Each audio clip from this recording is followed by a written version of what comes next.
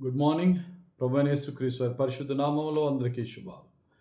ఈరోజు మన అనుదిన ఆత్మీయ ఆహారంగా కీర్తనల గ్రంథము 66వ కీర్తన 16వ వచనాన్ని ధ్యానించుకుందాం. దేవుని యందు భయభక్తులు గల వారులారా, మీరందరూ వచ్చి ఆలకించుడి. ఆయన నా కొరకు చేసిన కార్యములను నేను వినిపించెదను. దేవుడు మన కొరకు చేసిన కార్యాలని మనం ఏం చేయాలట? ఆయన ప్రజలందరికీ వినిపించాలట. దేవుడు మన పట్ల చేసిన మేళ్లను ఎంతమందికి వినిపిస్తే అంత ఎక్కువగా దేవుడు మనలను బట్టి ఆనందిస్తాడు. ఎందుకంటే బైబిల్లో సాక్ష్యం యొక్క శక్తి, సాక్ష్యము తెచ్చే రిజల్ట్స్, ఫలితాలు చాలా అద్భుతంగా ఉంటాయి. వాక్యం అనేకులను దేవునిలో నడిపిస్తుంది. వాక్యము కంటే సాక్ష్యము అనేక ప్రజలను ప్రభువులో నడిపిస్తుంది. యేసుక్రీస్తు ప్రభు వాక్యాన్ని విని నమ్మి యేసయ్యను వెంబడించే వారికంటే చచ్చిపోయిన లాజరు బ్రతికాడనే సాక్ష్యాన్ని విని యేసుక్రీస్తు ప్రభుని వెంబడించిన వారి సంఖ్య ఎక్కువట. ఈ లోకానికి వాక్యం కంటే సాక్ష్యం అవసరం.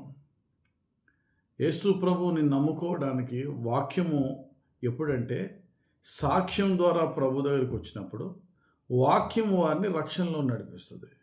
కాబట్టి సాక్ష్యం ద్వారా 10 మంది ప్రభువులోకి రావాలంటే ఆల్రెడీ ప్రభు ద్వారా మేలు పొందిన నువ్వు నేనేం చేయాలా?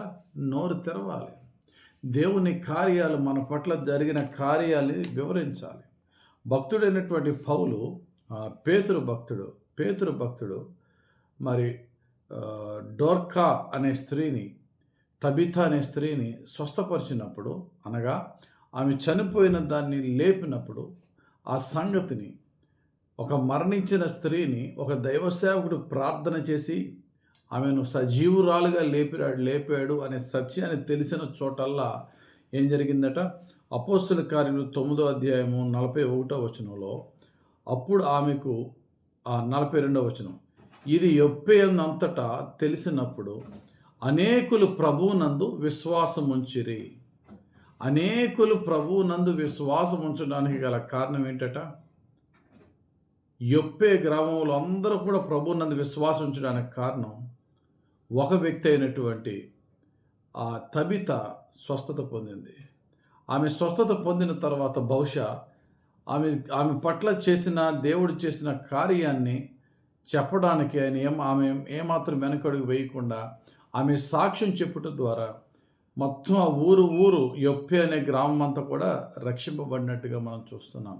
మరి నీ సాక్ష్యం, నా సాక్ష్యం ఎంతమందిని ప్రభువులో నడిపిస్తుంది? నీకు వాక్యం చెప్పడం తెలియకపోవచ్చు, కానీ దేవుడు నీ జీవితాన్ని మార్చిన సంఘటనని ఎంతమందికి నువ్వు చెప్తున్నావు? అన్యజనులకు సహితము. ఐనేయ అనే ఒక వ్యక్తిని భక్తుడైనటువంటి పేతురు స్వస్థపరిచాడు. అపోస్తుల కార్యాలు 9వ అధ్యాయం 33వ వచనంలో ఉంటుంది.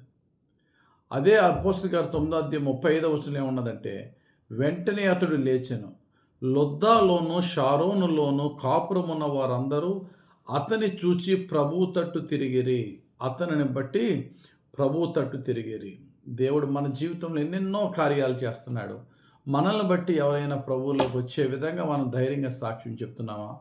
ఒక పాపాత్మురాలైనటువంటి సమరయ స్త్రీని రక్షించినందుకు, ఆమెను మార్చినందుకు, ఆమె మారు మనసు పొంది సమరయ గ్రామాన్ని అంతటిని కూడా ప్రభువులో నడిపించింది.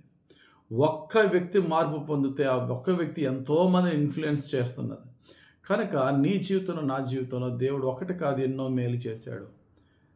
4 గోడల మధ్య దేవా నీకు స్తోత్రాలంటే అనే కంటే ఆయన ప్రజలందరి ఎదుటనే నేను ఆయన్ని గణపరుస్తానని చెప్పి మనం సాక్ష్యం చెప్పడం నేర్చుకోవాలి. కాబట్టి గాస్పెల్ అనేది ఎలాగ ప్రపంచమంతటా వ్యాపింపజేస్తుందంటే టెస్టిమనీ ద్వారా, నా పర్సనల్ టెస్టిమనీ ద్వారా, మన సాక్ష్యాల ద్వారానే సువార్త వ్యాపకం జరుగుతుంది.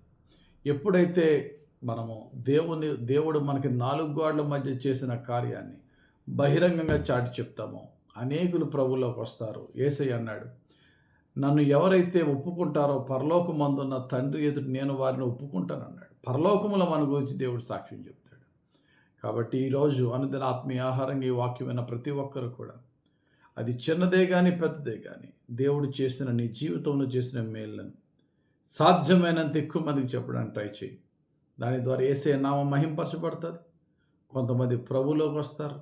దేవుడు నీ కొరకు పరలోకంలో సాక్ష్యం చెప్తాడు. దేవుడు తన పరిశుద్ధ వాక్యం మన జీవితంలో నెరవేర్చును గాక. ఆమేన్. పరిశుద్ధుడా, ప్రేమ కలిగిన తండ్రి, ఈరోజు ఇచ్చిన వాక్యం బట్టి స్తోత్రాలు. ధ్యానించిన వాక్య ప్రకారంగా మా జీవిత సాక్ష్యాల్ని నిత్యము అనేకులకు చాటి చెప్పాలనే ఆసక్తి, ధైర్యము నీ పరిశుద్ధాత్మను నడిపింపు మాకు ఇచ్చి మా సాక్ష్యాల ద్వారా అనేకులు రక్షణలోనికి వచ్చే భాగ్యం దయచేయమని యేసయ్య పుణ్యనామంలో ప్రార్థించి వేడుకొనిచున్నాం తండ్రి. ఆమేన్. తండ్రి యొక్కయు కుమారుని యొక్కయు పరిశుద్ధాత్మదేవుని అభిషేకం మనపై దిగి వచ్చి క్రీస్తుకు సజీవ సాక్షులుగా పరిశుద్ధాత్ముడు మనల్ని నడిపించి దీవించును గాక. ఆమేన్. God bless you. Have a very blessed day.